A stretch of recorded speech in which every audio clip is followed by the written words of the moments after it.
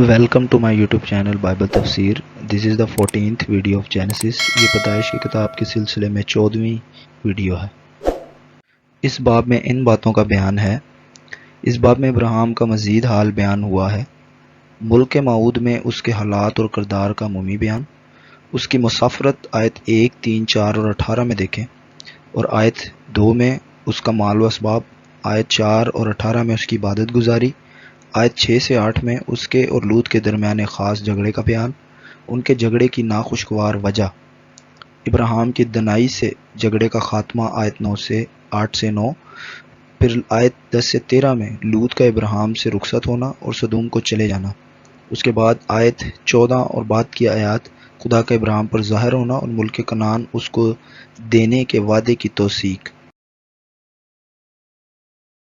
आयत 1 से 4 में इब्राहिम की मिस्र से वापसी। वो अपने सारे अफराद खाना और मालो असबाब समेत कनान में वापस आ गया।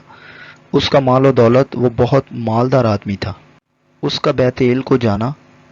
वो वहाँ इसलिए नहीं गया कि पहले भी वहाँ डेरे लगाए थे, बल्कि इसलिए कि उसने वहाँ पहले एक कुर्बानगाह बनाई थी। बहुत अरसा बाद खुदा ने यकूब को भी इसी काम से इसी जगह भेजा। ज़रूर है कि हमें अपने संजीदा वादों, कस्मों की याद दहानी कराई जाए। गालिबन जिस जगह वो वादे किए गए थे, वो याद दहानी कराने में बहुत मददगार होते हैं, इसलिए वहाँ जाना हमारे लिए मुफीद होता है। इब्राहिम की इबादत गुजारी। उसकी कुर्बानगाह तो जाती रही थी, इसलिए वो कुर्बानी नहीं चढ़ा सकता था, मगर उसने पहले की तरह दुआ मांगी।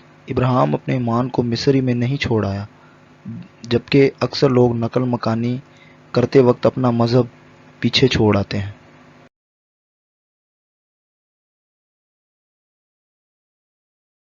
आयत 5 से 9 में अगर देखें तो लूत और इब्राहिम के दरमियान झगड़ा। वो अब तक जिगरी साथी थे। झगड़े की वजह उनका माल था। माल दौलत अक्सर लड़ाई झगड़े का बायस होता है। गुर्बत और सख्त मुश्किलात, मुताजी और मुसाफरत इब्राहिम और लूत को अलग अलग ना कर सके, मगर माल और दौलत ने कर दिया। दोस्त बहुत जल्द जाते रहते हैं, लेकिन खुदा वो दोस्त है जिससे ना तो माल और दौलत की फरावानी, ना मुताजी और गुर्बत की पस्ती जुदा कर सकती है। झगड़ा शुरू हुआ इब्राहिम के चरवाहों और लूत के चरवाहों में। वो झगड़ा ये था कि बेहतर चरागाहें और पानी के बेहतर ज़ख़ीरे कौन इस्तेमाल करेगा, यानी किसके होंगे। झगड़े में बुरी बात यह थी कि कनानी और फिरजी उस वक्त मुल्क में रहते थे।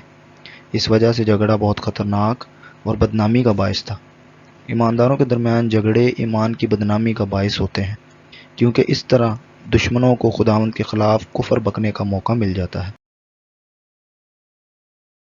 आयत 5 से 9 में अगर देखें तो इसने बड़ी शफ़क़त से सुलह बहाल करने की दरख्वास्त की, यानी इब्राहिम ने, मेरे और तेरे दरमियान झगड़ा ना हुआ करे। इब्राहिम जानता था कि नरम जवाब से गुस्से को किस तरह दूर किया जाता है।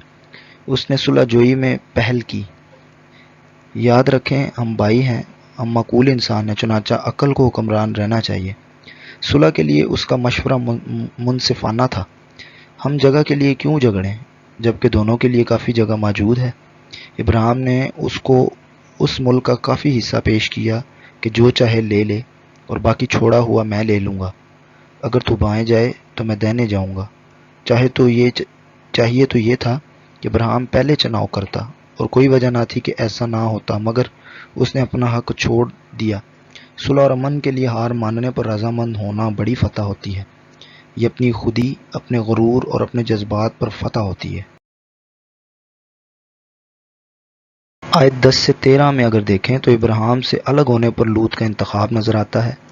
इब्राहिम ने उसे इंतखाब करने की पेशकश की तो लूत ने बेतामुल और इज़हार तशक्कुर के बगैर कबूल कर ली और जो हिस्सा चाहा चुन लिया।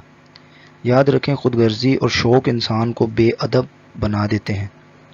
उसकी नज़रें मुल्क की ज़रखेज़ी पर थी। उसने यरदन की सारी तराई पर नज़र दौड़ाई। यरदन का मैदान जहाँ सदूम आबाद था, ये खत्ता ज़मीन खूब सैराब था। ये सरजमीन उसकी बूदोबाश और आराम व आसाइश के लिए सब कुछ मुहैया कर सकती थी। ऐसी ज़रखेज़ ज़मीन में वो ज़रूर बरोमंद होगा और अमीर कबीर हो जाएगा। उसे यही आरज़ू थी। उसकी ख्वाहिश थी कि उसकी सोच थी कि अगर वो वहाँ जाए तो वो अमीर कबीर हो जाएगा।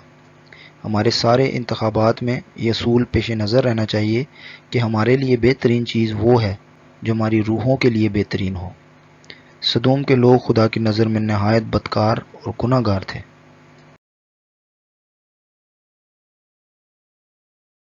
آیت 14 سے 18 میں دیکھیں تو جھگڑے کے خاتمے کے بعد خدا نے بڑی مہربانی سے ابراہیم سے ملاقات کی تاکہ اس کے اور اس کی نسل کے ساتھ اپنے وعدے کی تصدیق کرے۔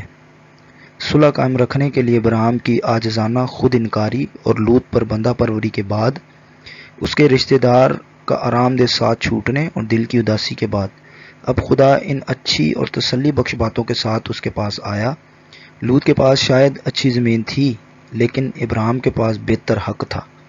لوط کے پاس شاید جیسا بھی تھا فردوس تھا، مگر ابراہیم کے پاس وعدہ تھا۔ ابراہیم نے اپنا ڈیرا اٹھایا اور خدا کی مرضی کے مطابق تھا، کیونکہ ایسا کرنا مسافرت کی حالت کے مطابق تھا، اور وہاں خداوند کے لیے ایک قربانگاہ بنائی۔ یہ خدا کے لیے شکر گزاری کی علامت تھی۔